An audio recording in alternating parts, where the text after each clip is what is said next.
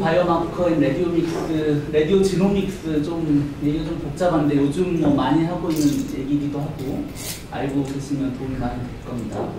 크게 보면 이제 의료가 퀀터터티브, 퀄리터티브로 이제 의사 선생님이 판독을 해서 뭐 병이 있다, 뭐 심하다, 뭐 별로 변화가 없다, 뭐 이렇게 얘기하는 수준.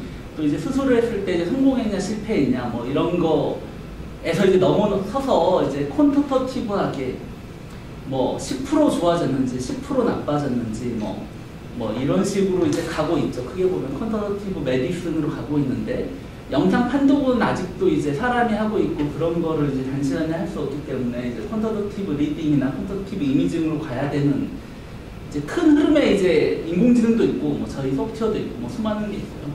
또 이제 이거의 뭐 맞작 버전인 퀀터터티브 서저리, 수술장 자체를 어떻게 퀀터터티브하게 할까? 의사의 수술 동작이라든지 시간이라든지 환자 뭐 의료진의 움직임이라든지 이런 걸 옛날에는 뭐 측정할 수 있는 방법도 별로 없었는데 이제 요즘 다빈치라는 로고 플랫폼이 생기면서 다빈치는 모든 수술 동작이나 이런 게 다 레코딩이 되거든요. 근데 이제 다빈치만 하면은 뭐 수술장 전체를 레코딩 한다기보다는 뭐 그런 건데 그거를 이제 뭐 수술장 안에 한 명이 또 카메라 같은 걸 놓고 환자의 포즈라든지 움직임이라든지 이런 수많은 거를 같이 분석을 하면 퀀터터티브 서저리 같은 것도 해볼 수 있겠죠. 물론 이제 안에 이제 정교한 손 움직임이나 이런 거는 이제 어떻게든 해야겠죠. 그런 것들을 이제 하는 게 이제 바이오마커고 그 중에 이제 영상을 가지고 하는 게 이미징 바이오마커고 뭐 장기 스페시픽하게 몇 가지 이슈들에 대해서 얘기할 거고 영상은 이제 본질적으로 이게 픽셀 하나의 값들이 이제 보면 마이너스 패는 정상 패가 이제 숨을 들여 마셔서 찍으면 마이너스 900, 뭐 마이너스 800 그리고 이제 마이너스 950이나 뭐 이하는 이제 엠피제마라고 이제 폐가 100 마이크로 정도의 이제 폐포로 이렇게 쫙 돼 있는 헛박과리 형태로 이렇게 쫙 이루어져 있는데 그게 이제 공기가 많기 때문에 이제 에어 덴서티가 마이너스 1000 정도 된다 그러면 거기랑 비슷한 덴서티를 가지고 있긴 하지만 뭐 정상적으로 한 마이너스 800쯤 돼야 되고 숨을 내쉬면 마이너스 700, 마이너스 600 정도 되는 이제 하우스필드라는 사람이 CT를 만들면서 덴서티를 맞춰놨어요. 그래서 마이너스 1000이 에어, 제로가 워러, 플러스 1000이 본 이렇게 해가지고 그래서 여기 방사선 선생님이 뭐 한 달에 한 번이든 일주일에 한 번이든 그 팬텀을 가지고 찍어서 캘리브레이션을 해요. 모든 영상 장비는 기본적으로 캘리브레이션이 필요하고요. 계측 장비들은 다 필요한 거예요, 기본적으로. 그 이유는 뭐 여러 가지 이유가 있는데 기본적으로 엑스레이 튜브가 계속 디케이 되고 디텍터 수율도 떨어지고 뭐 장비를 계속 쓰면은 점점 똑같은 프로톤이 들어왔을 때 똑같은 사람을 찍는다 그래도 프로톤 수가 점점 줄어요. 캘리브레이션에서 맞춰야 되고 뭐 하여간 그런 게 되지 않으면 이제 그 위에 있는 건 다 사상 누각이고요. 크게 보면 우리가 이제 혈압을 재든 뭐 140에 뭐 80이든 140에 90이면 고혈압 이렇게 얘기하는 게 모든 혈압 재는 장비에서 하나이지 않을 거고 혈압 재는 장비도 계속 뭐 안에서 뭐 벨트로 잰다든지 뭐 이런 벨트 힘섬도 약해질 거고 모터 힘이 약해질 거고 뭐 그럴 거잖아요. 계속 캘리브레이션을 해야지 우리가 누구나 쓸 수 있는 어느 나라나 어느 지역에서 어떻게 있더라도 쓸 수 있고 그 숫자만 가지고 의사가 판단할 수 있는 그런 걸 만들 수 있는 게 생각보다 간단치 않아요. 어떤 거는 숫자로 나오지만 인티그리티 이게 100% 확신할 수 있느냐 뭐 그럴 수 있는 숫자도 있겠지만 대부분은 뭐 특히 이제 의사 선생님 직접 재는 게 거의 없고 이제 남이 재는 숫자를 가다가 보는 건데 의사 선생님이 그거에 대해서 얼마나 믿을 수 있느냐 물론 환자한테 써보고 나서 반응이 안 좋으면 뭐 그런 걸 알아볼 수도 있지만 실제로는 그런 인티그리티를 자기가 명확히 알 수 있어야지 되는 거죠. 그래서 실제로는 이제 뭐 그래서 의료 교육 시스템에 이제 그런 뭐 다양한 일들을 의사들이 경험해보게 하고 내가 받은 숫자가 얼마나 인티그리티가 있느냐 우리한테 똑같은 이슈죠. 이게 생각보다 어려워요. CT 다 캘리브레이션 돼 있고 다 좋을 거라고 생각하지만 누군가는 엄청나게 이렇게 노력하고 있고 이런 거의 본질인 거죠. 그 이후에 이제 퀀터터티브 이미징이나 바이오마커가 있는 거고요. 이미징의 정의, 큐바라고 이제 RSNA랑 NIBIB라고 이제 미국 약물을 만들고 하는 이제 그런 미국 정부 기관에서 이제 영상을 가지고 이미징 바이오마커를 만들면 이제 약 실험이나 뭐 이런 의학적 에비던스를 훨씬 더 쉽게 만들 수 있는데 여태까지 정성적으로만 하고 있어서 그런 걸 해보자고 해서 이제 같이 만든 거고요. 퀴바라고. 돈을 한 200만 불 주고 RSN에 같이 만들고 있는 거고. 그리고 영상에서 이제 퀀티파이어블 피처를 뽑아서 이 사람이 어떤 컨디션이냐, 시비리어티냐, 디그리 오브 체인지냐, 스테이트 오브 디지즈냐, 뭐 이런 것들을 하는 거고요. 뭐 여러 가지 해야 되겠죠. 스탠다드에이션, 뭐 옵티미제이션, 뭐 이게 그렇게 간단한 문제가 아닌 게 병원에 수많은 영상 장비가 들어와 있고 어떤 거는 10년 전에 들어와 있고 어떤 건 1년 전에 들어와 있고 어떤 거는 뭐 GE에서 만든 거, 어떤 건 지멘트에서 만든 거, 어떤 건 영업 기밀이고 뭐 회사 안 가르쳐줘요 쉽게 해서 뭐 그런 걸 가져다가 어쨌든 의료에 표준화를 해야 돼요. 이제 뭐 그래서 이제 그런 거를 이제 해서 여태까지는 이제 퀄러티티브 한 거에서 이제 퀀터티브 사이언스로 넘어가야 된다. 뭐 큰 스토리는. 그래서 이제 뭐 요게 NIBIB가 뭐 RSN에 컨트랙을 해가지고 뭐 이렇게 이런 거 해야 된다 그래서 이제 RSN에 가면 QIRR 세션이라고 퀀터티브 이미지 리딩 룸이라는 게 있는데 거기에 이제 전부 다 이런 퀀터티브 레디올로지나 메디슨을 하기 위한 이제 RSN의 노력이고요. 크게 보면 결국은 이게 이제 이미지 커뮤니티 주로 이제 레디올로지 소사이어티겠죠. 그리고 클리니컬 트라이얼 인더스트리 레귤레이션 에이전시가 이제 같이 억셉트할 수 있는 오브젝트 목표를 설정을 해서 이런 이미징을 통해서 바이오마크 보통 이제 우리가 바이오마크라고 하면 블러드에서 나오는 어떤 단백질 양이라든지 뭐 특정 그래서 뭐 어떤 단백질이 있으면 프로스테이트 캔서가 뭐 있을 확률이 뭐 한 70%고 뭐 그런 거를 얘기했는데 영상에서 하는 거고 실제로 우리가 이제 제놈이나 지네틱스에서 뽑은 이제 내추럴 베리에이션 가지고 이제 아주 희귀 질환, 병 유전자가 하나 잘못되면 딱 생기는 병 말고 그건 레어한 질환이고 대부분이 생기는 질환 잘 예측을 못해요. 오히려 영상 마크가 더 잘할 수 있기 때문에 레디올로지가 이만큼 컸겠죠. 보면 어쨌든 바이올로지 체인지, 패소피지올로지 체인지, 서로브의 엔드포인트 뭐 이런 것들을 이제 하기 위해서 이제 하는 거고 바이오마커라는 건 뭐냐? 오브젝티블리 메저 앤 이벨루에이션 하는 거고요. 그게 뭘 하는 거냐면 바이올로지컬 프로세스, 패소제닉, 병이 이제 어떻게 생성돼서 어떻게 진화하는지, 팔마코키네마틱 약동학, 약이 어떻게 들어가서 뭐 세라퓨틱 인터벤션을 하는지 뭐 이런 것들에 대한 거를 정량적으로 측정하고 이벨루에이션에서 이야기 잘 듣고 있는지, 환자가 치료되고 있는지 뭐 이런 것들을 이제 아는 거고요. 바이올로지컬 마커라는 거고요. 퀀터티브 해야 돼요, 기본적으로. 뭐 아까 동호 반복인데 크게 네 가지 목적으로 쓰는 거죠. 병이 있냐 없냐 진단용으로 쓰고 병의 스테이징, 그래서 어떤 치료법을 선택할지 스테이징을 기반으로, 그리고 리스크나 뭐 앞에 어떻게 될 건지, 프리딕션 앤 모니터링하고 클리니컬 리스폰스, 내가 어떤 약을 줬거나 수술을 했을 때 결과가 어떻게 될지, 그래서 뭐 다른 방법이 있는데 위험한 걸 하거나 뭐 이런 굉장히 얼터너티브가 많은 상황에서 옵티말 디시전을 계속 할 수 있는 정량 마커가 필요하잖아요.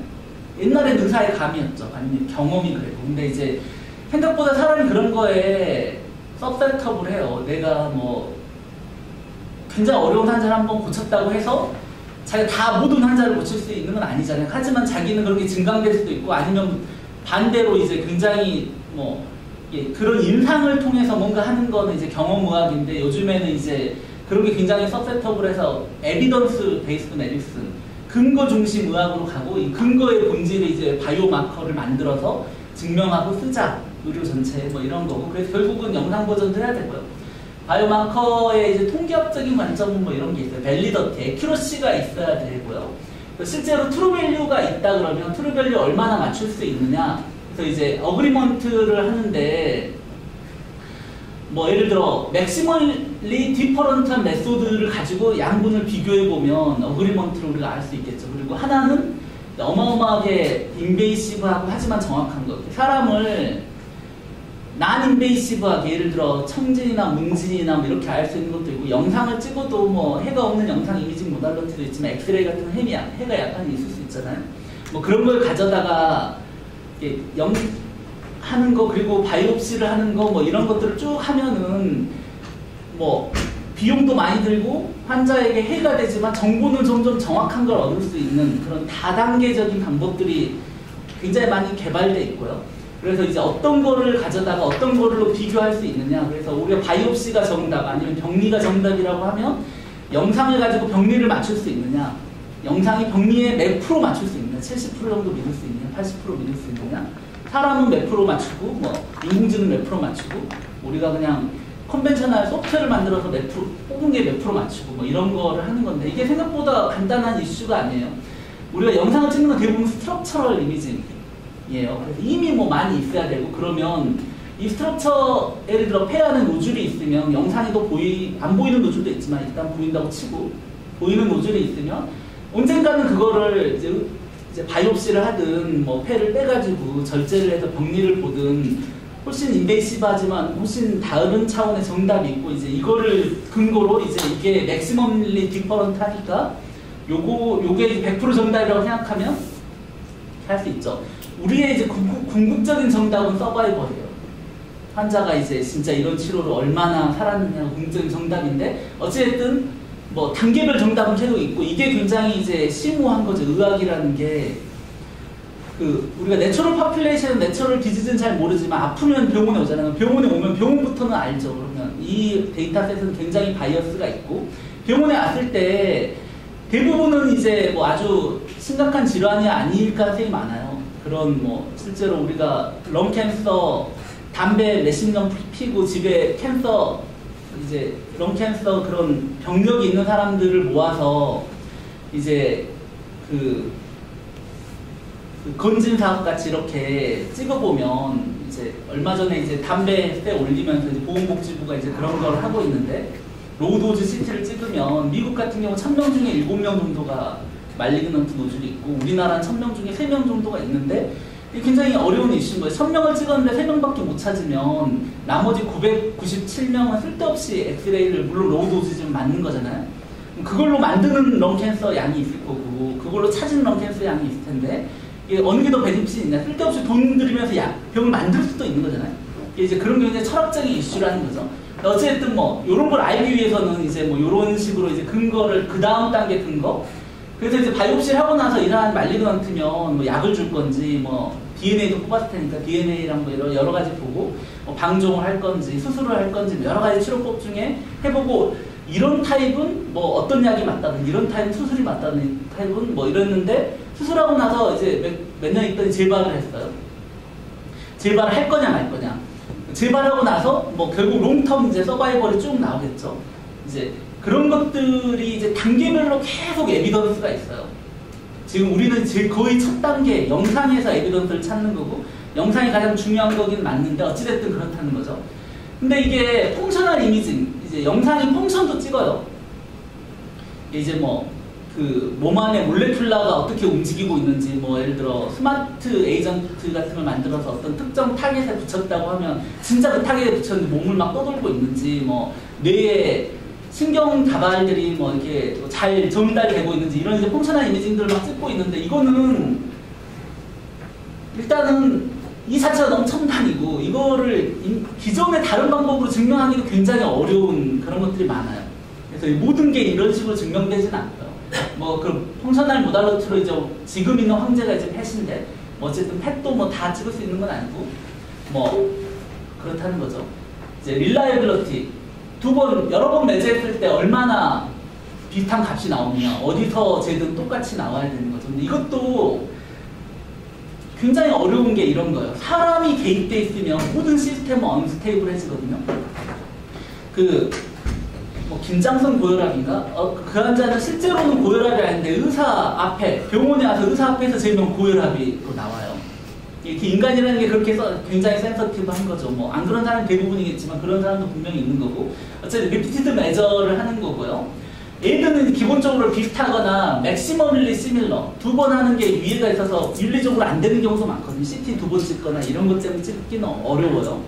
뭐 엑스레이 정도면 뭐 찍을 수 있을지 모르지만, 이게 이제 다 그런 윤리가 굉장히 복잡하고, 이제 그렇기 때문에 이제 IRB라고 이제 병원 안에 윤리위원회가 있고, 그걸 통해서 이제 해야 되는 거고요. 센서티버티는 이제 얼마나 센서티브를 찾느냐, 스페시를 찾았을 때 확실한 거냐, 뭐. 근데 그거 말고도 이게 의료에서 바이오 마커가 되려고 그러면 모든 병원에서 써야 되는 그런 특성이 있어요. 어느 병원만 쓸 수 있고 어느 병원은 못 쓰는. 근데 의료가 또 파라독식한 게 이코노미, 경제 수준을 반영을 해요. 스티브 잡스가 뭐 미국이 돈이 없어가지고 스티브 잡스가 제네바에 가서 미사일 치료를 받는 게 아니라고요.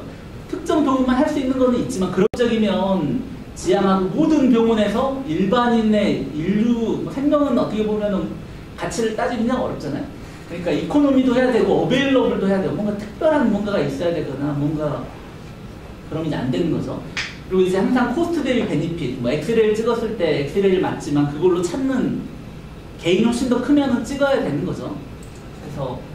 그래서 이제 바이오마커를 보면 뭐 굉장히 다양한 바이오마커가 알려져 있고 뭐 지네틱스라든지 지노믹스, 뭐 코그니션, 마이크로스코피, 뉴로 이미지 뭐 수많은 것들이 있고요.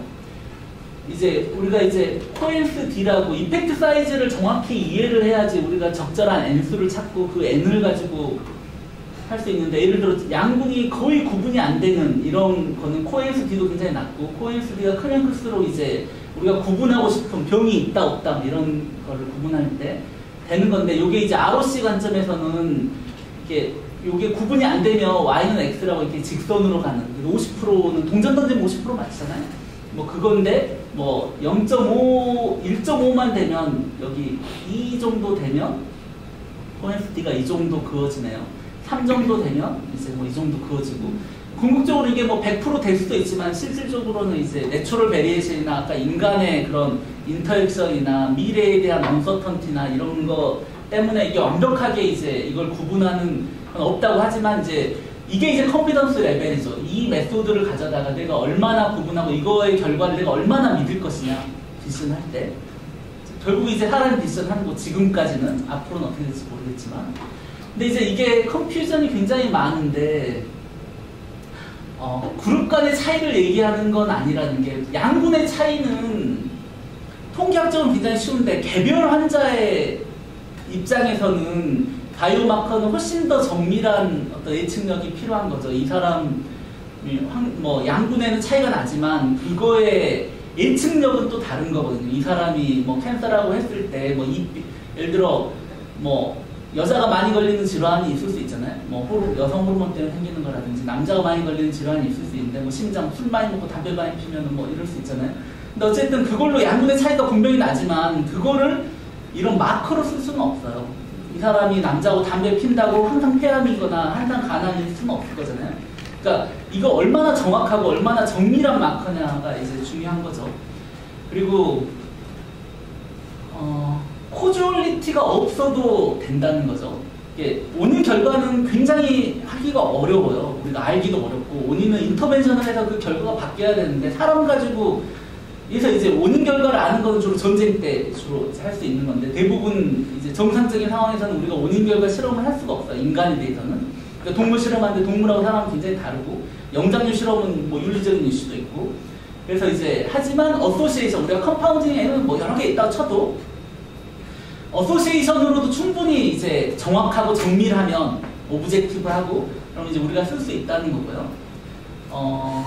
꼭 사이언티픽하지 않아도 된다. 뭐 잘만 맞추면 뭐 제가 쓸 수 있는 거 다 써보겠다. 이게 약간 이상한 얘기긴 한데, 실제로 의료가 아주 우리가 모든 거를 알고 이제 위에서 디시전 하는 게 아니잖아요. 아직도 뭐 생명의 신비도 잘 모르는 것도 있고, 수술 방법이나 뭐 의료도 불충분한 게 굉장히 많기 때문에, 이런 이제 그런데도 이제 굉장히 잘 들어가는 이제 바이오마커가 있으면, 뭐 그리고 그 마커의 콤비네이션, 뭐 그리고 이게 항상 설명하지 않아도 결과를 잘 예측하고 있으면 우리가 쓸 수 있다는 거죠. 뭐 그런 마커도 있는 거죠.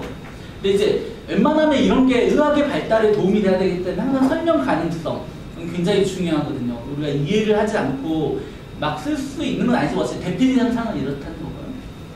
그리고 바이오마커를 디스커버리 하는 메소돌로지가 없다는 게 이제 더 큰 문제예요.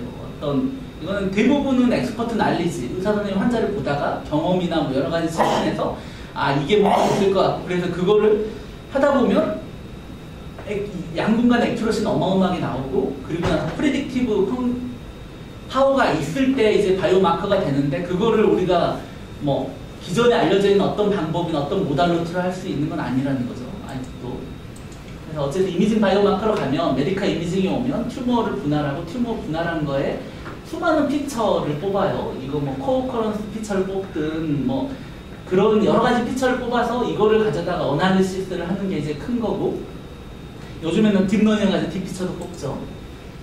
보면 이미지 말고도 병리라든지 톡시서티라든지 블러드라든지 데모그래피라든지 제노믹스라든지 프로테오믹스라든지 트리트먼트 시전 이런 수많은 것들이 이제 같이 쓸 수 있는 이런 걸 이제 통틀어서 이제 인포마틱스라고 하고, 이걸 통해서 이제 우리가 디시전, 뭐 진단도 하고 디시전도 하고 뭐 이런 걸 하는데, 예를 들어 이 두 개는 생긴 게 굉장히 다르게 생겼잖아요. 뭐 여기 보면은 이제 의사 선생님 그렇게 하는데 임상 자체가 나쁘게, 얘는 나쁠 것 같다. 뭐 실제로 이제 그런 게 맞다는 거죠. 근데 그 굉장히 라운드한 튜머가 있고 스페큘레이트 튜머, 여기 보면은 이제 그려놓고 3D 만들어놓고 보면 좀 다르죠.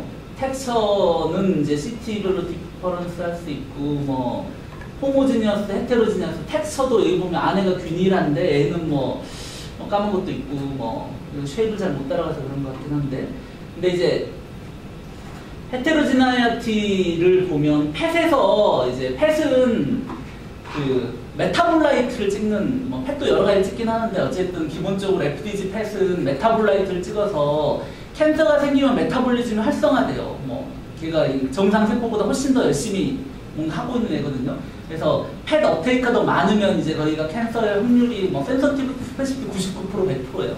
특정 암 종에 대해서 뭐 몇몇 암들은 안 되지만 대부분 암에서는 굉장히 높아서. 근데 이제 그런 걸 보면 비저블하게 이제 펫도 이렇게 볼 수 있는 거죠.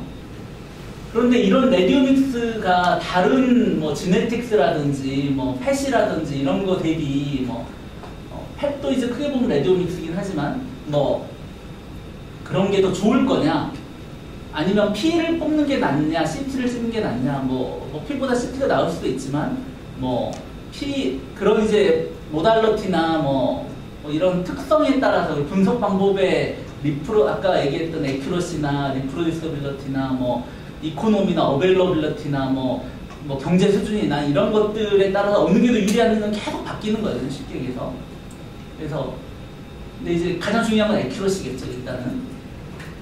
그래서 에큐러시 프리시전을 이제 증명하는 방법은 멀티센터로, 이제 멀티센터를 꼭 해야 되는 이유가 병원마다, 우리 병원만 해도 같은 CT 장비를 쓰지 않아요. 같은 영상 장비를 쓰지 않고, 어퀴전 프로토콜도 병원마다 굉장히 다르고 다른 걸 쓸 수밖에 없어요. 뭐 여러 가지 이유로 빨리 찍는 시퀀서를 찍는 데도 있고, 뭐 뿐만 아니라 스캐너도 벤더도 다르고, 뭐 수많은 파라미터, 영상 선생님의 프레퍼런스도 다르고, 우리가 이제 체스트 엑스레이 써보면 우리 병원 굉장히 소프트하게 찍고 분당소리도 굉장히 샤프하게 찍고, 엑스레이만 해도 이제 이렇게 다르다는 거죠. 그리고 이제 어퀴전 프로토콜 다르고, 뭐 그래서 이제 멀티스캔 센터에서 잘 돌아가야 이게 진짜 바이오 마커로서 아까 러버스트니스라든지 이런 걸 가지게 되는 거고, QC도 굉장히 중요한 거지. 기본적으로 다 숫자 위에, 정량화 위에 있기 때문에 퀄리피케이션이나 퀄리피케이션을 팬텀을 계속 해야 된다는 거고, 사람도 굉장히 달라요. 사람이 인게이지하는 뭐 그런 거라면, 요즘은 이제 의료 영상 장비는 거의 자동화지만 환자한테 뭐 이렇게 서 있으세요, 숨 들여 마시세요. 실제로 숨을 못 들여 마시기 때문에 환자로 와 있는 사람이거든요. 폐가 병이 있어가지고. 근데 방사선사가 그냥 숨 들여 마시다고 숨 안 들여 마시는지 안 하는지 확인 안 하고 그냥 찍으면 숨 들여 마시는 영상이 숨 내쉬는 영상이고, 숨 내쉬는 영상이 숨 들여 마시는 영상이고, 아니면 마음대로 찍히는 거죠. 뭐 이런 것뿐만 아니라 이제 인간이 개입하면 모든 측정에는 이제 여러 가지 이슈가 있어요. 그래서 웬만하면 여러분 이렇게 그래서 이제 인터 옵저버 이슈가 있고, 사람이 들어가 있는 것들은. 근데 뭐 영상만 해도 뭐 아주 그런 게 없을 것 같지만 생각보다 있다는 거죠. 그리고 뭐 콘타이제이션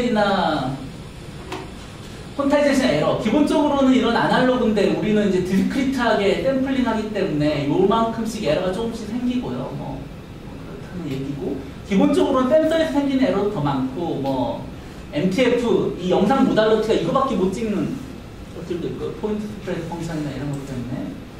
그래서 이제 우리가 팬텀을, 이거는 COPD 진 팬텀이라고, 이 안에 이제 뭐 폐 안에 노즐도 있고, 에어웨이도 있고, 베슬도 있고, 엠피제마 같은 것도 있고, 뭐 이런 거를 사람의 볼륨, 이게 크기랑 엑스레이 양이 비슷해야 되기 때문에, 뭐 CT는 요즘 뭐 이런 걸 다 측정해서 도즈 모듈레이션이라고 엑스레이를 자기가 스마트하게 쏴요. 뭐 폐는 복부는 가득 차 있으니까 엑스레이를 많이 쏴야 되고, 폐는 뭐 가득 안 차 있으니까 적게 쏴야 되는데, 앞뒤로 쏠 때는 삐진하잖아요. 그런데 작게 써 양옆으로 쏠 때는 흉부라 그래도 더 많이 쏘고 뭐 이런 거를 막 캘리브레이션 모듈레이션에서 막 도즈를 막 떨어뜨리려고 하는데 영상 퀄리티는 개판이 되죠. 우리가 이제 이런 하우스필드 입장에서는. 근데 뭐 어찌됐든 뭐 그래도 중요하니까 개떡같이 쓰고 찰떡같이 만든다는 게 이제 우리의 철학이거든요. 크게 생각해보면 이런 걸 쭉 재보고 이거를 이제 모든 CT나 뭐 Z축으로도 재보고 뭐 재보면 이 프로그램 짜서 재보면 뭐 이런 것도 굉장히 재밌는데 Z축 위치에 따라서 이렇게 위치들이 막 튀잖아요. 그 위치는 그 옆에 뭐가 있느냐, 요게 이제 옆에 본이 있느냐, 뭐 어느 레벨에 뭐가 있고 이게 똑같은 패턴처럼 보이지만 실제로 Z축 위치에 따라서 이렇게 이제 꽃을 하는 것도 있고 또 이게 연도로 바꾸면 똑같은 패턴을 일주일에 한 번씩 계속 찍어서 몇 년간 해놓으면 갑자기 이렇게 튀었다가 이때 그 디텍터가 나가서 디텍터 새로 바꾼 거죠. 뭐 쭉 떨어졌다가 다시 엑스레이가 나가서 다시 엑스레이 바뀌고 뭐 이런 게 몇 년 단위로 쭉 찍혀요. 아무리 캘리브레이션 해도 이제 그런 게 있는 거고요. 뭐 그래서 우리가 이런 게 이제 어려운 거죠. 이건 솔직히 영상에만 있지는 않겠죠. 모든 거에 있지만 무시하고 쓰는 건데 어차피 이거를 진료를 하기 위해서. 그래서 이제 드럭 디벨로먼트 진단 영상뿐만 아니라 이제 다른 이제 의료 트리트먼트 리스판스나 드럭 개발을 위해서는 뭐 이런 것들을 신경을 써야 되고 이게 COPD 심팬텀이고요. 저희가 이제 지멘스의 16열, 64, 요즘 256열인데 뭐 GE, 필립스, 뭐 다양한 열을 프로토콜은 이제 영상과 선생님이 엑스퍼트 날리지로 비슷하게 찍히게 최대한 스무드 커널로 하는 게 괜찮아서 어쨌든 이렇게 맞춘 거고요. 찍었더니 이제 여기 엠피세마 인덱스인데 똑같은 팬텀이니까 엠피세마 양은 절대적으로 같은 거예요. 같은 팬텀을 가지고 여병원 저병원 돌아다니면서 찍은 거니까. 근데 엠피세마 양이 뭐 스탠다드 데비에이션은 뭐 굉장히 작지만 어찌됐든 시그니피컨트하게 차이가 나죠. 어떤 시트로 찍느냐에 따라서. 이걸 캘리브레이션해서 봤더니 저희가 이제 에어웨이를 잰 거를 FEV1이랑 코릴레이션을 봤더니 에어웨이가 아니라 엠피제마 인덱스랑 민렁 덴서티랑 이런 거를 FEV1이랑 코릴레이션을 봤더니 0.3, 0.5 엠피제마 인덱스의 이너 에어웨이 코렉션, 아우터 에어웨이 코렉션 이게 아까 얘기했지만 이런 거가 중구난방이니까 코렉션을 하면 코릴레이션 값이 이렇게 2배 정도 뛰는 거죠. 0.8에서 베이스라인 대비 아우터는 별로 도움이 안 되지만 이너는 같이 하니까 에어웨이 안쪽을 잰 거예요. 에어웨이 안쪽에 있는 이너 덴서티가 그 CT랑 인터액션에서 에어웨이 값이 마이너스 1000이어야 되는데 실제로 마이너스 950 뭐 이렇게 되면 그걸 가져다가 이제 마이너스 1000으로 바꾸고 나머지는 다 리니어 캘리브레이션 한 거죠. 그랬더니 이제 PFT랑 이만큼 차이가 나는 거죠. 이제 이만큼 FEV1 per FVC는 조금 좋아졌지만 어쨌든 드라마틱하게 좋아지는 피처들도 있고 그러니까 이런 게 이제 CT 캘리브레이션이 필요하다는 거고 어떻게 보면 피지컬 CT 캘리브레이션은 방사선다고 하지만 환자의 지오메트리나 레벨이나 뭐 이런 여러 가지 인터액션에 대해서 캘리브레이션 해야 된다는 얘기고요. 뭐 폐는 산소가 들어가서 CO2가 나오는 CO2 익스체인지를 하는 기관이고 그때 피가 들어가죠. 그래서 인풋이 두 개죠. 프레시한 산소와 프레시한 공기하고 CO2가 있는 블러드가 인풋이고 두 개가 익스체인지에서 프레시한 피가 나가고 CO2가 나가야 되는 거죠. 깜빡거리는 여기 쭉 이게 20몇 번인가 브랜치 하면 결국 마지막에 이런 게 생기는데 요 하나하나가 이제 핫파과리 형태고 이게 100마이크로 정도 크기라고 하고요. 이 다이아메타가 올은 훨씬 얇겠죠. 그래서 이제 이걸 가져다가 이제 숨을 쉬면은 이제 아래쪽 폐가 굉장히 많이 움직이고 뭐 그다음에 벤틸레이션을 찍으면 퍼퓨전을 찍으면 이제 피해 많긴 하겠지만 요런데 요게 이제 이게 프랙탈로 이렇게 막 브레이치 되니까 여기에 혈전이 와서 막히면 요 밑에 있는 트리들은 전부 다 피가 안 가요. 이걸 이제 펄모너리 엠볼리즘이라고 하는데 여기에 이제 막혀 있는 거니까 이렇게 웨지 쉐입으로 피가 안 가는 거죠. 이렇게. 그러니까 요거는 이제 이런 식으로 퍼퓨전을 찍어보면 되고 벤틸레이션 진온가스 그러니까 이너트 진온 자체가 CT 듀얼 에너지 CT에서 이렇게 조용제 콘트라스트를 낼 수 있어요. 그래서 숨을 제논가스를 들여 마시면 이제 제논 농도를 잴 수 있는데 그럼 숨을 들여 마셨을 때 실제로 공기가 어디가 메인이 차 있고 어디는 안 차 있고 뭐 이런 거는 뭐 얼리 에어웨이 콜랩스라든지 스몰 에어웨이 디지즈라고 뭐 이런 것들이 있는데 그런 것들 때문에 안 들어갈 수도 있고 뭐 진짜 뭐 에어웨이가 막히는 건 또 다른 이슈가 있죠. 혈관이 막히는 거랑 어쨌든 이런 거를 영상으로 찍을 수 있는 거죠. 그리고 환자 숨 들여마시고 내쉬고 뭐 이런 걸 찍어서 이제 어느 픽셀이 얼마나 움직였는지 그리고 뭐 여기 보면 아래로 메인이 움직였지만 양옆으로도 약간 움직이죠. 사람 어떻게 호흡하냐에 따라 다르긴 하는데요. 그래서 이제 롬 어널리시스를 우리가 이제 가져다가 세그멘테이션도 하고 레지스트레이션도 하고 하나는 인스퍼레이션 찍고 하나는 익스퍼레이션 찍어서 CT 덴서티가 윈도우 맞춰놨는데 한 100 정도 차이 나는 거 느껴지시죠? 이게 훨씬 작잖아요. 폐를 보세요. 정상 사람은 한 5리터 정도의 폐 양이 있는데 다 내시면 2리터에서 3리터. 사람 몸 안에 피가 한 5리터 있거든요. 뭐 사람 몸이 70% 정도가 워터예요. 피까지 포함해서. 그러니까 몸무게가 100kg라면 70kg이 물이고 그 중에 피가 한 5리터에서 6리터 있는 거고. 근데 기도 렁 자체의 용적이 한 5리터 정도 되는 거죠. 5리터 사이가 뭐. 그러니까 그리고 다 내시면 이렇게 드라마틱하게 변하는 기관이니까 이거를 이제 정합을 해서 요거에 맞춰서 폈어요. 레지스트레이션 해가지고 픽셀 바이 픽셀 맵을 만들어서 얘가 어떻게 움직이는지도 볼 수 있고 실제로 폐 안에 폐 기종이 생기면 이렇게 폐가 이렇게 구멍이 나는데 뭐 많이 구멍 나는 애고 적게 구멍 나는 애를 이렇게 잘라서 보면 A는 여기 많이 터졌고 여기 많이 터졌고 주로 담배뼈 생기는 거고요. 폐가 이제 이뮨의 천병이에요. 그 밖에 있는 병균을 공기로 마시면 폐에서 제일 먼저 싸워요. 그래서 폐가 이제 전쟁터인데 쉽게 그 전쟁터가 혈관벽, 아니 기도벽 이게 두께로 나타나요. 이뮨 반응을 하고 있으면 여기 열도 나겠지만 이게 점점 두꺼워져요. 그래서 이 기도벽을 이제 재는 게 굉장히 중요한 이슈인 거죠. 얘가 지금 폐가 뭘 하고 있는지 알기 위해서. 그래서 이제 이런 것들을 이제 하나하나 뭐 움직임, 폐 텍스처, 폐 질감이 어디가 터졌는지, 에어웨이가 어떻게 쟀는지 뿐만 아니라 이제 MRI로 아까 피주 뭐 유동을 찍을 수 있거나 조용제를 주고 찍으면 로컬 파렌키마가 어떻게 차는지, 텍스처, 그다음에 이런 것도 보는데 ILD나 뭐 이런 미만성 감염성 폐질환 같은 게 생기면 이게 뭐 글라운드 글래스 오페스티나 레티큘러 오페스티나 허니컴이나 여러 가지 특징적인 패턴이 있고 이거는 COPD 환자분이니까 4개를 한 건데 ILD 환자분은 6개를 우리가 나누고 있죠. 이것도 이제 인위적으로 나누는 건데 뭐 좀 더 우아하게 나눠보자고 해서 오토 인코더로 이렇게 가보려고 하고 있고 어쨌든 퀀티피케이션하고 클래시피케이션해서 이 이미지 패턴을 클래시피케이션 하는 거고 이걸 가져다가 어떤 병이 있으면 이건 엠피제마가 도미넌트 하잖아요. 레티큘러 이거는 지지오가 도미넌트하고 뭐 이거는 콘솔리데이션이 도미넌트한 질환이면 뭔가 ILD의 서브타입이 다를 거다. 그래서 감별 질환을 할 수 있는 컴퓨터 에이디드 디퍼런셜 다이그노시스 하고 결국 이름을 똘똘똘 말아가지고 이제 CBIR 라지 빅데이터에다가 집어넣고 비슷한 환자 찾아줘 뭐 이렇게 하면 뭐 이런 디스트리뷰션을 찾거나 뭐 여러 가지 뭐 에이지, 섹스, 뭐 데모그래피도 엄청 중요하거든요.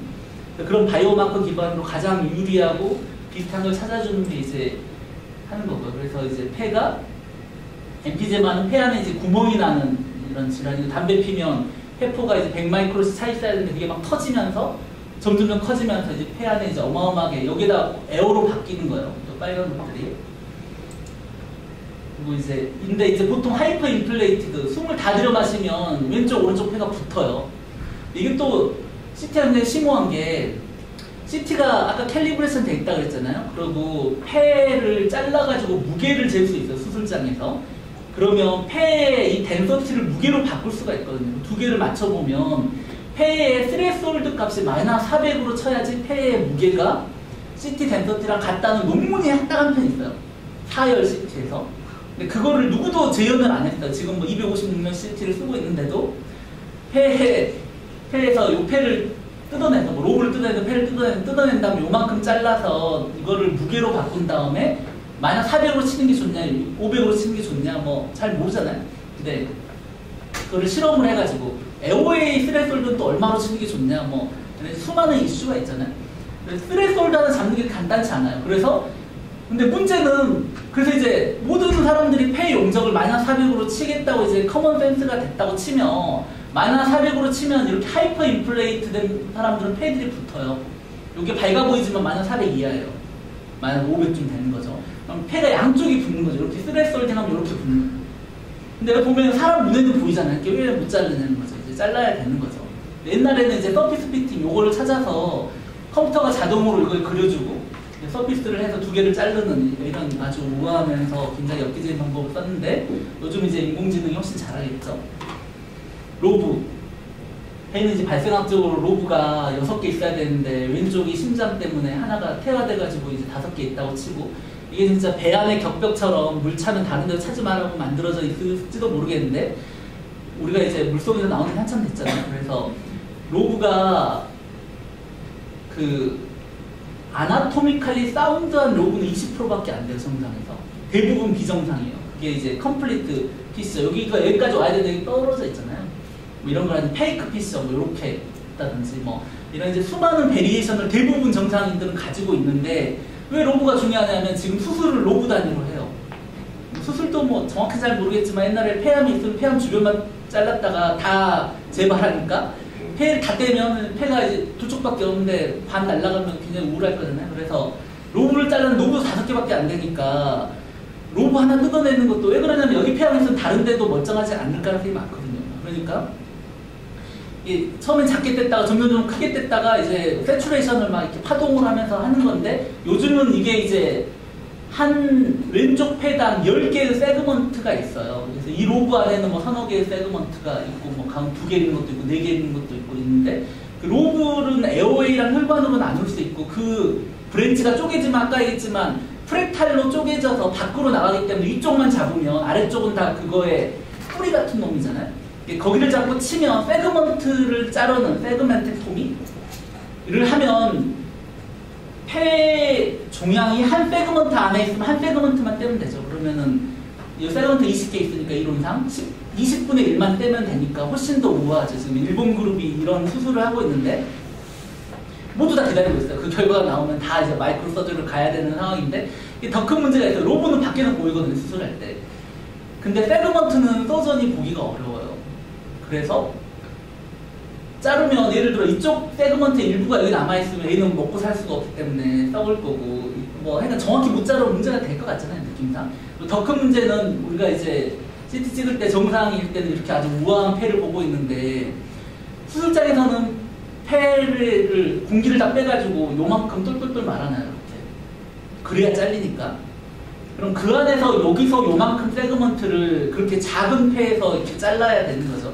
그걸 이제 그려주는 게 이슈인데 이제 그런 것도 이제 해야 되고요.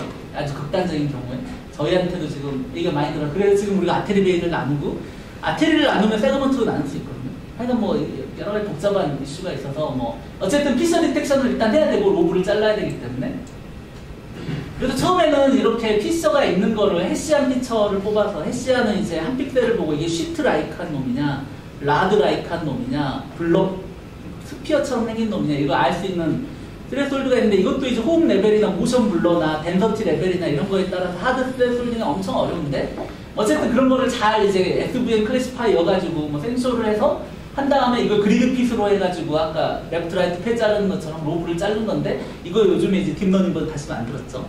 딥러닝 훨씬 잘하고 근데 이것도 좋은 점이 당연히 있어요. 아까 페이크 피셔 뭐 이런 거 뭐 그다음 인컴플리트 피셔 뭐 대부분의 사람이 있다 그러잖아요. 그러니까 그런 경우는 이게 훨씬 더 러버스트할 수도 있죠. 두 개를 조금 있다 좀 더 올리려고 그러면 같이 좀 고민해봐야 되는 거죠. 아주 우아하게 잘릴 때는 굉장히 잘 잘리는데 이것도 뭐 그렇고요. 그리고 나서 이제 이게 해그하기 영상인데 해그하기 페이퍼 퓨전은 옛날에는 뭐 이렇게 찍었어요. 해그하기 이미지는 원래 다 이렇거든요. 영상이 안 좋아요. 근데 피셔 안 보이잖아요. 그러니까 어퍼 폐가 문제가 있냐 로우 폐가 문제가 있냐 근데 이제 이거를 이렇게 퍼퓨전 한 다음에 로브로 자르면 매우 우아하게 이건 이제 옛날에 2D 베이스로 했기 때문에 하지만 요즘 이제 아주 우아하게 3D로 인공지능이 잘 잘라줘서 그러면 이제 기능당 아까 했지만 펑셔널 유닛이 로브니까 로브 단위로 분석하는 게 굉장히 중요하고요. 그리고 나서 이제 엠피제마를 보면 이 기도가 엄청 많은 사람인데 보면 어떤 건 크게 터졌고 어떤 건 잘게 터졌잖아요.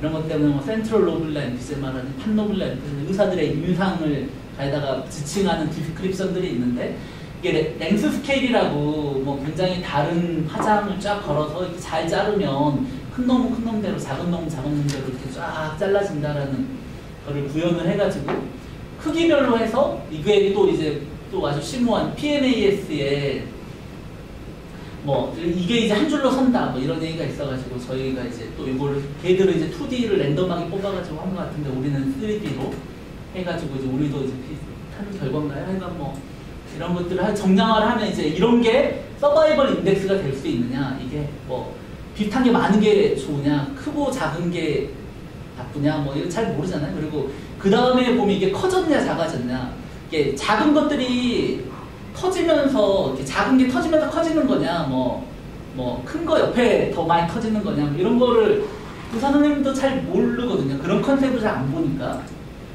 이제 이런 걸 할 수 있고, 그다음에 폐 안에 이렇게 다양한 패턴이 있는 거를 우리가 시리즈로 계속 논문을 써가지고 이걸 한 다음에 지금 딥러닝 버전으로 하고 있죠.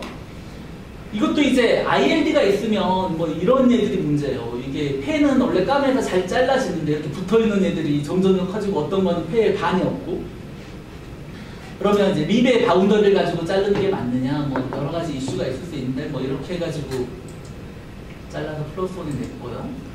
그리고 이제 이런 텍스처 패턴이 아까 ILD는 6클래스가 있는데 이렇게 요게 이제 파이널 타입에 이렇게 되면 폐가 석회화돼가지고 더 이상 돌처럼 바뀌기 때문에 돌아올 수 없는 길인데, 그거를 이제 어떤 병인지를 하고 이제 어떤 GGMS 뭐 수많은 데이터를 가져다가 우리가 분석을 해서 이게 러버스트하고 인공지능 SV 머신러닝이 잘 컨트롤한다.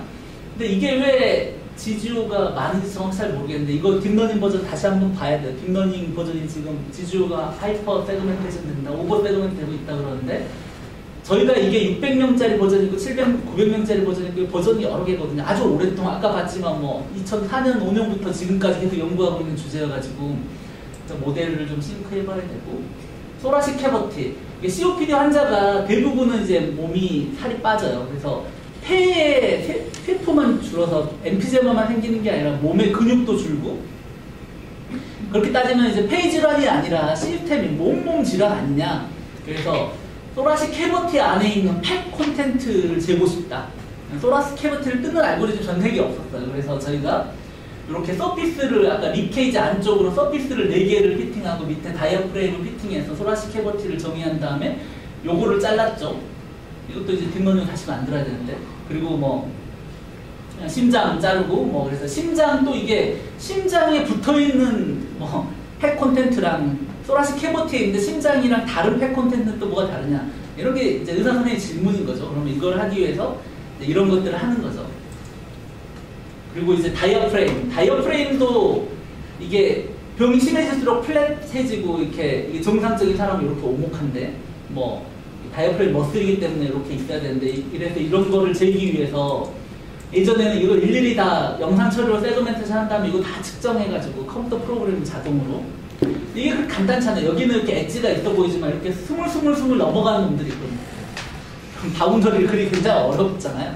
그래서 이제 3D 상에서 2D는 그렇다 치고, 혈관, 폐와 혈관이 이렇게 굉장히 아름다운데 이 중에 몸을 뜯어버리는 가로수처럼 여러 나무들이 있고 5번째 레벨 정도에서 아테리랑 베인이 크로스오버를 해요.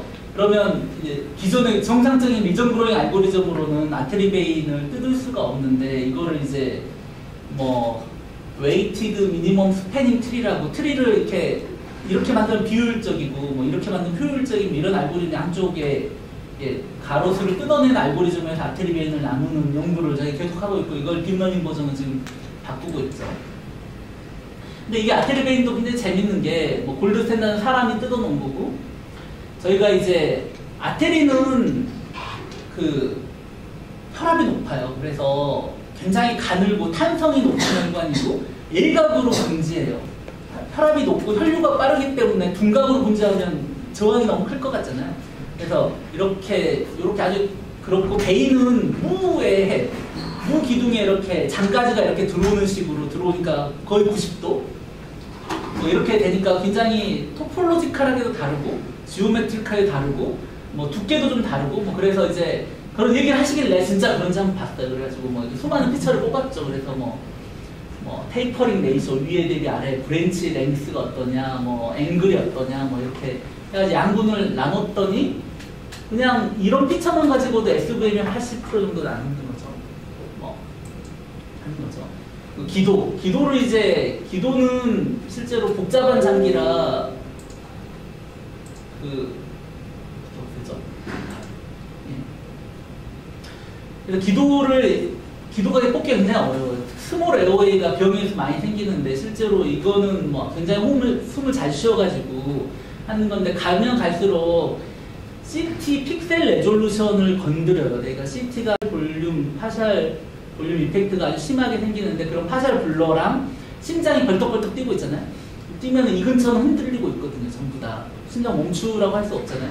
그러니까 그런 모션 아티팩트 얼마 이하로 가면은 이제 이게 파샬 블러만 생기는 게 아니라 그럼 덴서티도 막 바뀌고 굉장히 인터액션해요. 그래서 이거 한 방이 잘 뽑기가 그렇게 어렵고 여기 보면 MPC만 튕겨 나왔죠. 어쨌든 요걸 가져다가 이제 스켈레톤하고 브랜치 포인트, 엔드 포인트 쪽에는 이제 그런 다음에 이제 미케니컬 레벨을 하고 요거에다가 의사들이 해부학적인 레벨을 아까 뭐 로바 레벨이 어떻고 세그먼트 레벨이 어떻고 뭐 이거에 맞춰가지고 이름을 쫙 붙여놨는데 이거는 지금 기계적으로만 붙인 거죠. 근데 어쨌든 이런 거를 쭉 하고 있고요.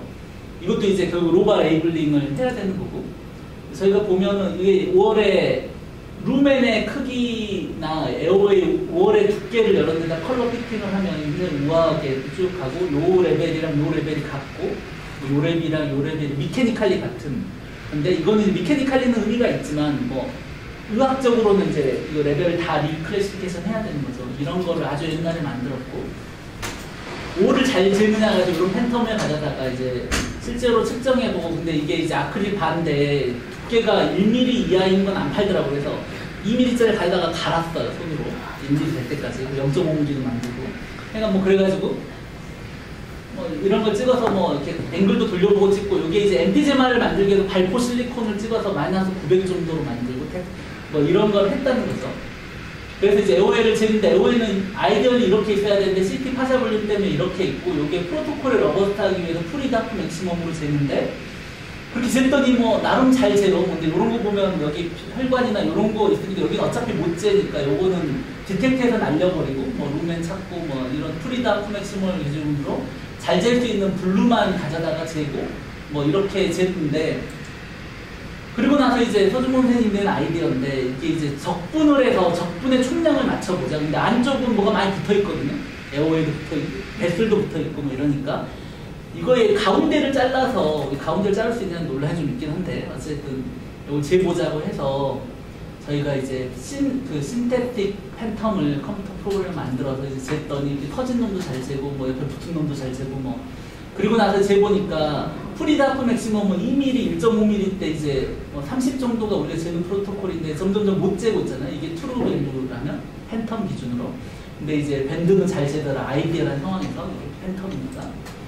그리고 이제 여기 보면 이게 프렌터 잘 찾는지 이제 체크한 거고 그래서 실제로 보면 큰 혈관이나 팬텀은 전혀 문제가 없는데 우리가 재고 싶은 건 이런 거예요. 요게 에어웨이거든요. 잘 보시면. 요거를 앞에 10배쯤 확대하면 요거 에어웨이 있잖아요. 네, 혈관 있잖아요. 그러면 요거를 이제 프리다프면서 이렇게 재요. 뭐 그래도 나름 열심히 재고 있죠. 그래도 요런 거 오버 잰 거고 뭐가 전체적으로 쟀고 근데 이제 밴드로는 이렇게 재는 거죠.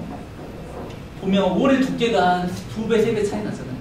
그래서 그리고 나서 PFT 콜레에서 했더니 이게 뭐 한 2~3배 좋은 거죠. 아래쪽에서 이제 우리는 밴드로 가자 뭐 이런 남들은 이거 쓰니까 이제 둘 다 주긴 하는데 숨 다 내쉬고 들여 마시고 한 거 가져다가 이렇게 요거에 맞춰서 정합해서 픽셀 바이 픽셀로 만든 거고 이게 이제 인스퍼레이션에서 보면 이 인스퍼레이션이 좀 폐가 더 커진 것 같긴 한데 약간 이제 그렇죠. 근데 보면 파라독식하게 정상폐의 공기가 빠지면서 비정상폐가 누른 거예요. 익스퍼레이션 한다고 굉장히 다이나믹하잖아요. 스폰지가. 그래서 이게 여기적으로 병이 심하면 심할수록 이런 하이퍼 인플레이트된 굴라 여기 공기도 잘 안 들어가고 안 나오고 뭐 이렇게 풍선이 빵빵하게 있는 거니까 정상폐가 찌그러드는 거예요. 점점 숨을 더 못 쉬는 거죠. 그래서 요거 공기를 빼주면 더 잘 쉴 것 같잖아요. 그래서 옛날에 요거 용감한 서전 이거 로베토미 해가지고 사람 살리고 막 그랬다고요. 근데 그런 거 이제 정합을 하면 요거는 이제 많이 움직이는 픽셀 바이 픽셀로 정합을 한 다음에 덴서티 차이가 안 나서 에어 트래핑 된 게 빨간 거 잘 늘어났다 줄었다 하는 게 이제 하면 여기는 이제 거의 에어 트랩이 돼 있고 여기 약간 돼 있는데 나머지는 잘 움직이는 것 같더라. 뭐 직관적으로는 맞나요? 하여간 뭐 이런 거를 이제 3D 맵을 우리가 뭐 거의 최초로 만들었죠. 이거 하겠다는 애들은 많았는데 어쨌든 그래서 이제 실질적으로는 이제 에어 트래픽 맵을 만들고 뭐 그래서 이게 전부 다 이제 이런 걸 정량 바이오 마크로 만들어 보자. 듀얼 에너지 벤틸레이션 이것도 이제 아주 옛날에 듀얼 에너지 시티가 2005년에 지멘스가 세계 최초로 만들어서 이제 스펙트럴 시티로 가게 돼요. 그러면 이론상 모든 분자를 다 나눌 수가 있고 그러면 MRI처럼 바뀌는데 이제 지멘스는 이제 패는 별로 관심이 없었는데 이제 우리가 그거를 잘 샤바샤바 해가지고 가지고 와서 제논, 이너트 제논이 이제 CT 조용제이기 때문에 그걸 들여 마시면 이론상 감마 베리에이트로 들어 마셨다가 내쉬면 이렇게 빠지는 게 정상이면 잘 확인이 됐고요. 그럼 이제 COPD 환자나 폐질환 환자에게 여보고 싶잖아요. 그래서 일본을 제가 찍었고요. 이 사람 보면 여기 좀 망가져 있어 보이잖아요. 여기는 멀쩡해 보이는데 보면 꼭 일치하지 않아요. 의사 선생님들이 눈으로 보고 뭐 여기는 안 좋을 것 같다. 그러면 여기도 공기가 별로 안 들어가니까 안 좋은 건 맞는데 정상처럼 보이는데도 안 좋은 데가 분명히 있는 거죠. 그래서 이게 굉장히 이제 파라독식하고 폐가 다이나믹이 굉장히 어렵구나 뭐 이런 걸 이제 알게 됐고요. 이 시리즈로 계속 쓰고 있고 그리고 나서 이제 이걸 가져다가 VQ 미스매치라고 폐가 아까 했지만 피하고 공기가 같이 들어와야 돼서 벤틸레이션, 퍼퓨전이 둘 다 하는데 그게 미스매치로 들어오면 하나하나만 봐서는 모르는 거 아니냐. 그 픽셀, 그 위치에 양쪽이 다 들어오는 걸 봐야 되는 거 아니냐. 그래서 이걸 해각으로만 찍을 수 있었어요. 근데 아까 해각 영상 퀄리티 봤지만 픽셀 바이 픽셀 레졸루션이 너무 안 좋아서 CT의 그런 모폴로지컬 날리지랑 바인딩이 안 돼서 이제 이거를 이제 할 수 있게 된 거죠. 그래서 이게 벤틸레이션 맵, 뭐 이게 퍼퓨전 맵, 이게 VQ 미스매치 맵. 그래서 이런 데 미스매치가 심하구나. 뭐 근데 CT 레벨로. 물론 이제 이게 4x4 뭐 미디엄 필터 같은 거 구겨져 있고 뭐 장난 아니에요. 이 안에 가면 노즈가 너무 안 나오는 거를 내게 하려고 뭐 엄청난 필터링이 CT 찍을 때 들어가요. 저희가 이제 매트릭 코드도 같이 개발하고 그래가지고 그리고 나서 이걸 같이 분석하기 위해서 이제 수많은 프로그램 ABU 안에서 뭐 이런 거 붙여가지고 의사 선생님이 같이 판독할 수 있게 이런 의사 선생님 처음에 이 모델 처음 봤을 때 이런 건 처음 보잖아요. 그러니까 이제 날리지도 없는 거죠. CT 레벨에서. 그래서 근데 이제 파라독식하니까 직관하고 안 맞으니까 해석하려고 막 하는 거. 그래서 저희가 이제 이런 CT만 가지고도 CT MRI 가지고도 이제 폐에서 이런 연구를 계속 했고 이거를 이제 딥러닝 버전으로 아까 이미지 매트릭스 관점으로 가고요. 그래서 저희가 기능적 폐 학회를 계속 하고 그래서 IWPF를 우리가 개최했고 뭐 이런 거를 제가 이제 계속 하고 있었던 거고요. 지금 이게 이제 COPD 코트라고 이제 저희 병원에 2004년인가 이제 10년짜리 임상 COPD 환자의 진료 지침, 표준 진료 지침을 만들려고 이제 정부가 보건복지부가 준 10년짜리 과제로 저희 그거를 이제 비다라고 아이오와 대학이 만든 소프트웨어를 사다 쓸 거냐, 사람을 뽑아서 개발할 거냐 그랬는데 서준봉 선생님이 디시전을 해서 지금 우리 랩이 생긴 거죠. 크게 보면. 그리고 어쨌든 그래서 이제 저희가 폐에서 시작된 거고 이게 심장으로 가는 거죠. 이제 심장도 레스 스테이트, 스트레스라고 뭐 여기 폐 심장 혈관에 약을 주면 혈관이 다 열려요. 그럼 그때는 조영제가 들어가겠죠.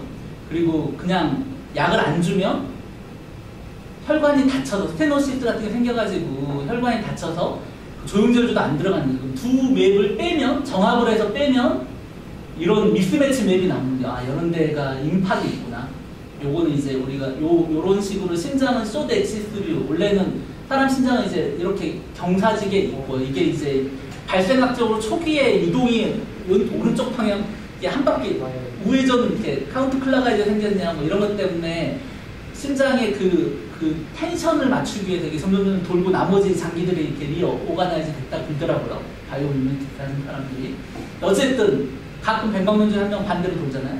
그러니까 그런데 어쨌든 이렇게 만들어가지고 이렇게 분석하는 거고요. 그래서 이제 그냥 그걸로 하긴 그러니까 돼지에다가 심장에 먹여 살리는 혈관이 3개니까 다이를 쏘면 이 혈관에 쏘면은 이 혈관이 먹여 살리는 테리토리만 나오겠죠. 이 노란 게 테리토리고요. 그려주셔가지고 우리가 분석을 해서 이 혈관을 기반으로 보르노이 다이어그램이라고 이 혈관이 서플라이하는 거에 거리맵 예를 들어 우리나라 지도가 있고 우체국이 한 100개 있으면 내가 사는 데서 가장 가까운 우체국이 어디냐? 그럼 우체국 경계들을 우체국 자를 수 있잖아요. 이게 보르노이 다이어그램인데 3D로 만들어가지고 했던 이렇고 여기가 이제 임팍 영역이고 근데 이 사람은 이제 액시던틀리 한혈관만 크로닉하게 막힌 사람이에요. 이 사람 운이 좋게 이제 살고 있는 건데 그 사람이 적응을 해서 보면 이게 아까 조영제 주고 약 주고 조영제 주고 약 안 주고 조영제 주고 찍어서 빼면 이 부분이 이제 보면 시스테매틱하게 이제 피가 안 가는 걸 알 수 있는데 이 노란색 선은 아까 보르노이 다이어그램으로 여기서 계산한 다음에 아까 절구통을 위에서 눌러가지고 여기다가 찌부러뜨려 놓은 거예요. 그래서 이거를 이제 저랑 정준호 선생님 같이 개발을 해서 이제 지금 저희 심장팀이 열심히 해가지고 뭘 쓰고 있고요. 이것도 이제 뭐 여러 가지 논란이 있어요. 예를 들어 이 혈관에서 거리를 따지는 게 맞냐? 혈관이 두꺼우면 더 멀리 가고 웨이티드 보르노이 다이어그램을 해야 되는 거 아니냐? 그래서 이것도 이제 한 번 더 해야 돼요. 왜냐면 우리 돼지 정답이 있고 이런 환자분들이 있거든요. 그러니까 우리가 맞춰볼 수 있죠. 이것도 이제 저희가 계속 해야 되는 건데 이종 교수한테 왔다가 다시 나한테 왔어요. 못하겠다 그래가지고 그래서 결국은 이제 제가 해야 되는 거고 그거 말고 이제 포디플로 MRI 뭐 이런 거를 역시 온격은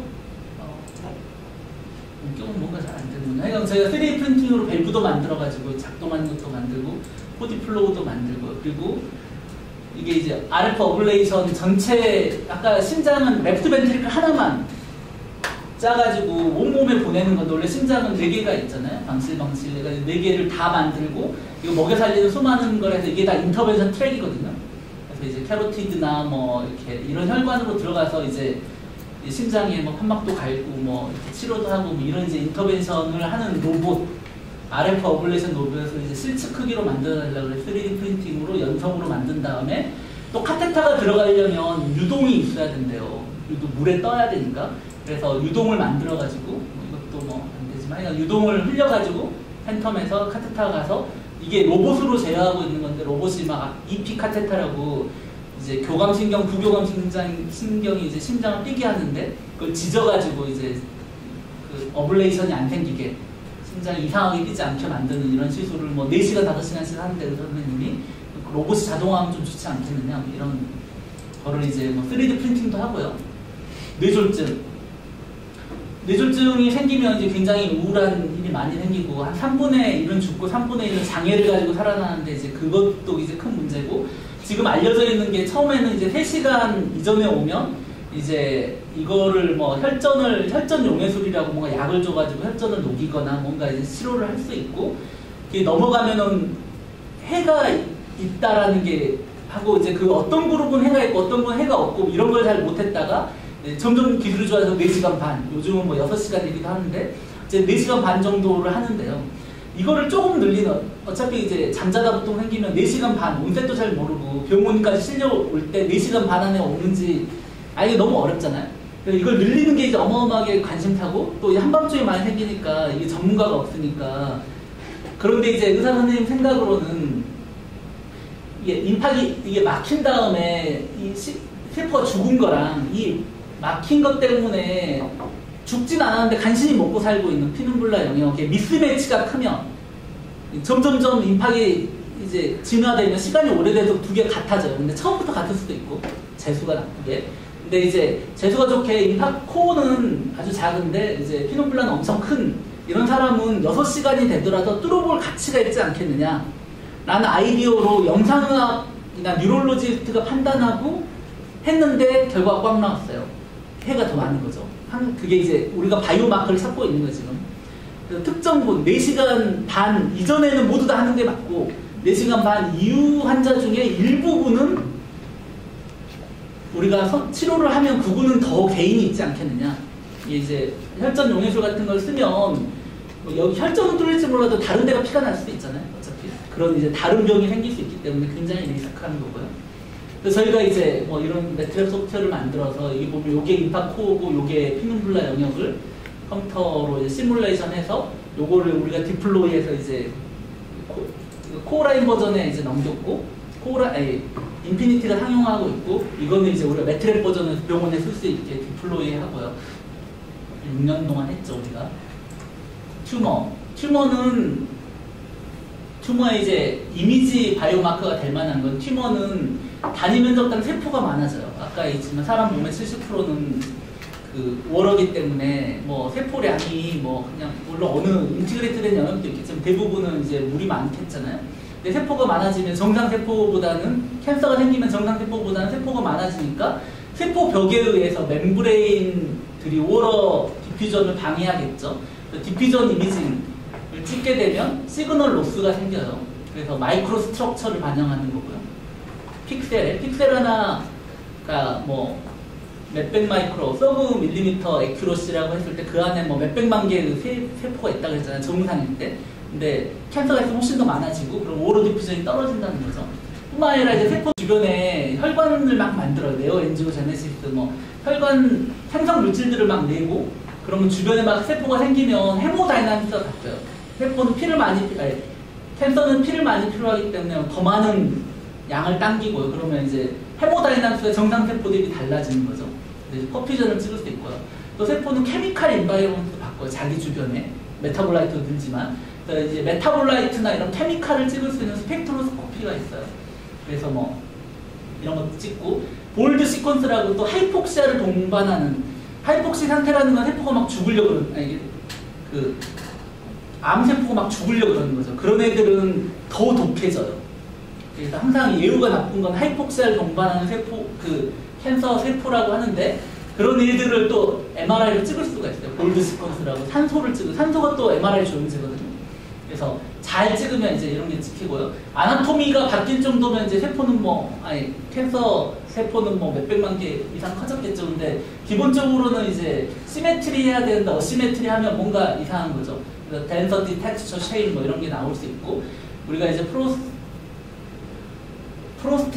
프로스테이트를 이렇게 프로스텍토미 전체를 잘라가지고 이렇게 전체에다 병리를 그려주면 여기가 암이 있다고 병리과 의사가 그려준 건데 이게 정답으로 우리가 이제 요런 마커를 가져다가 이걸 잘 찾을 수 있는 게 퍼퓨전만 가지고도 요만큼 찾는다는 거고요.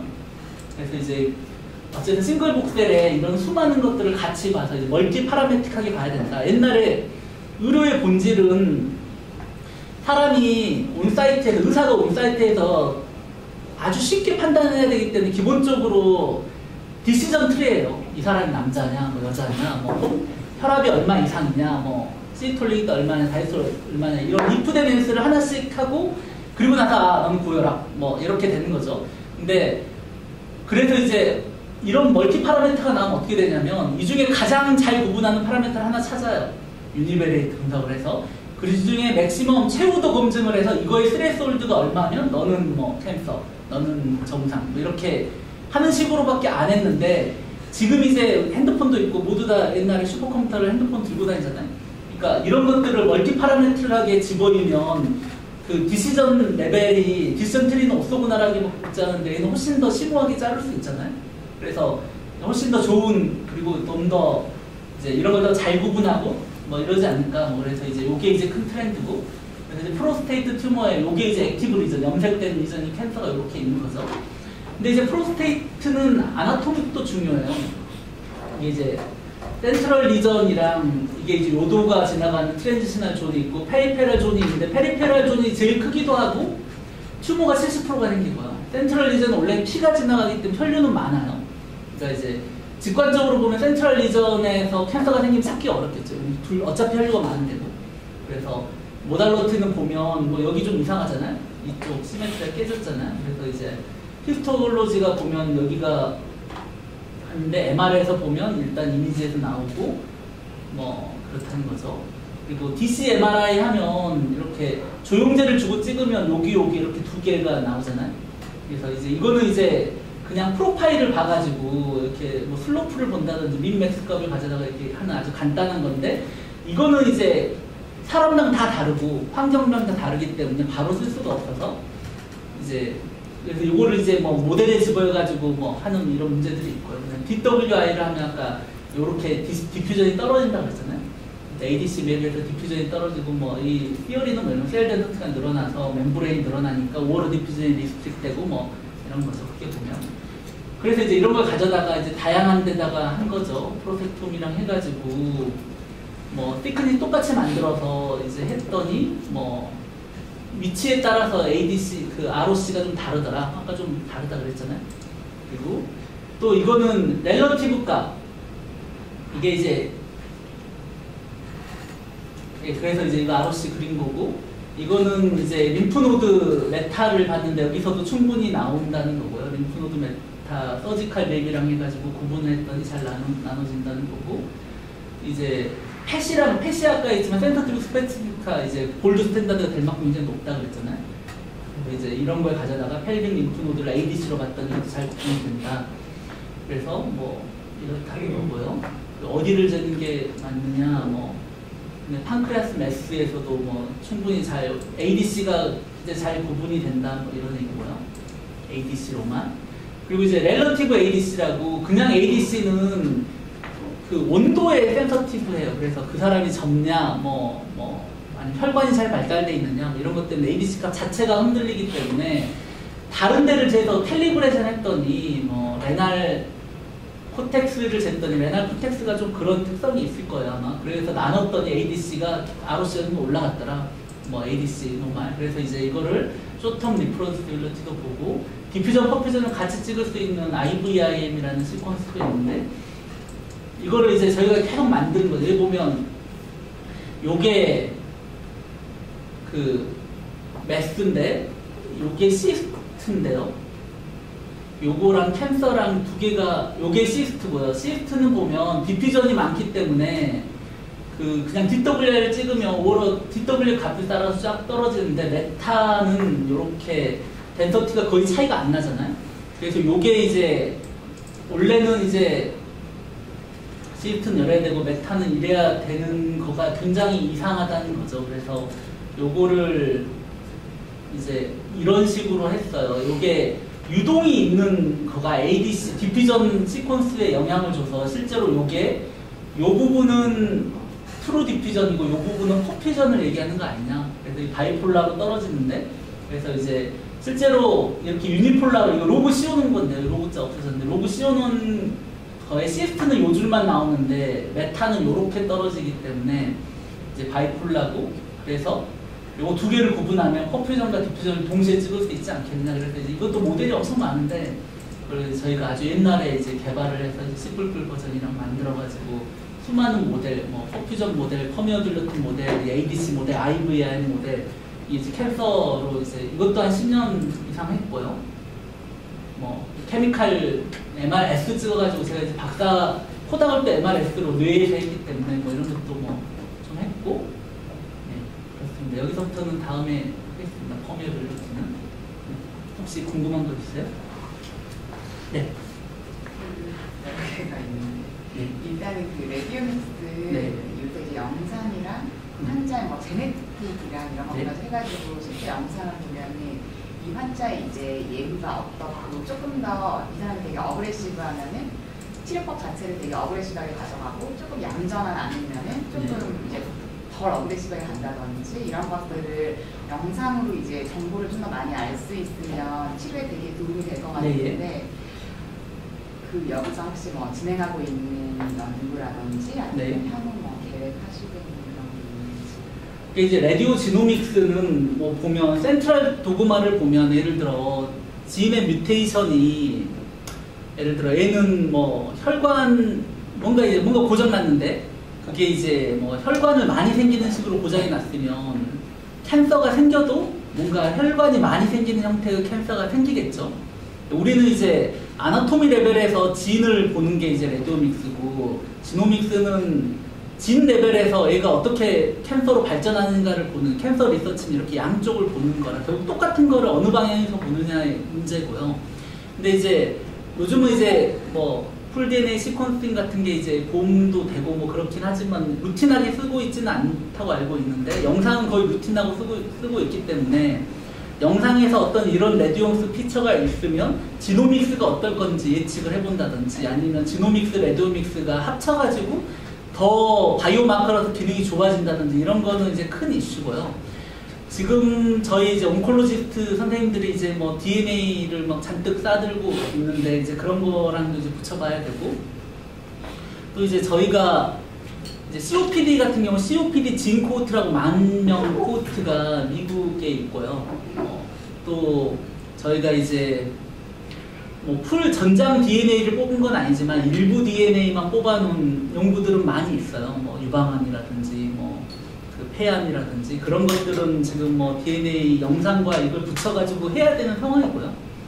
뭐 특히 이제 뭐 정신질환 뭐 이런 것들도 저희가 좀 관심이 있고, 근데 일단 가장 중요한 건 온콜로지에서 나오는 뭐 DNA 뮤테이션하고 영상의 코릴레이션 또는 뭐 독립적인 인자로서의 에큐러시, 더 좋은 바이오마크를 만들 수 있느냐, 뭐 이런 거는 이제 해야 되는 거고요.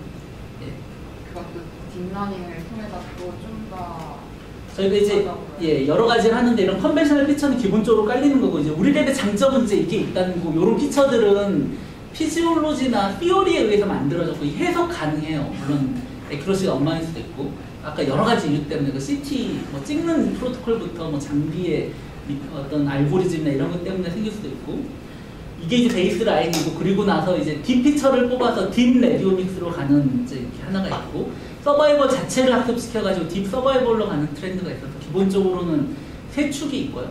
이 세 축에 이제 붙이는 게 아까 뭐 서로게인 마커냐, 단기 반응성이냐, 뭐 장기 롱텀으로 뭐 서바이벌을 보는 거냐, 아니면 DNA를 맞추는 거냐, 뭐 이런 거는 이제 의사 선생님의 관심이나 뭐 이런 다, 그것도 이제 그 시츄에이션에서 너무 싸고 잘 되는 게 있는데 DNA가 너무 액션 못하는 녀석들도 있을 거고, 지금 뭐 통계 맞는지는 모르겠지만 지금 의사 선생님들이 쓰고 있는 클리니컬 데이터가 한 10%라고 하면 지놈에서 나오는 데이터가 한 30%, 그리고 이제 IoT나 이런 일상생활 리얼월드 데이터에 나오는 게 한 60% 정도의, 아직 다 데이터가 없죠. 지금 아래 10%만 가지고 저희 주로 하는데 이제 조금씩 늘려가려고 하는데, 그런 데이터를 묶어서 예를 들어 약을 먹었는데 뭐 바이오 시그널들이 어떻게 변했냐 뭐 이런 것도 모르거든요. 근데 뭐 요즘 뭐 PPC나 뭐 이런 애플워치 이런 거 차면 심장 박동수나 이런 거 레코딩 해주니까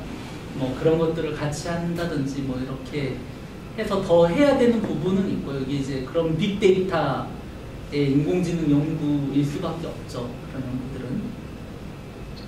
아까 필링 램드문드가 ADC로 메타인지 분할 수 있고 이런 네. 거는 그게 한 거의 2008년, 2009년 네. 그때 나왔던 논문 같은데 사실 저희 병원에서도 이제 영상의학과에서 영상 판독할 때 이제 그런 거 보고 그때 함께 하는데 인기였습니다. 예. 그러니까 이미 이제 다 다른 병원에서 그렇게 쓰고 있는 거고, 여기에서 보는 ADC가 뭐 다른 병원이랑 틀리고 그런 거는 따로 뭐 RADC가 네. 뭐지? 그것도 네. 따로 그럼 여기서만 뭐 볼 수 있는 건지 아니면 다른 병원에서도 이 프로그램은 제가 완전 공개는 하지 않는데 저희 선생님들, 이렇게 수련받은 펠로우 선생님들이 다 가지고 가셨고요. 거기 랩에서 다른 병원에 가셨더라도.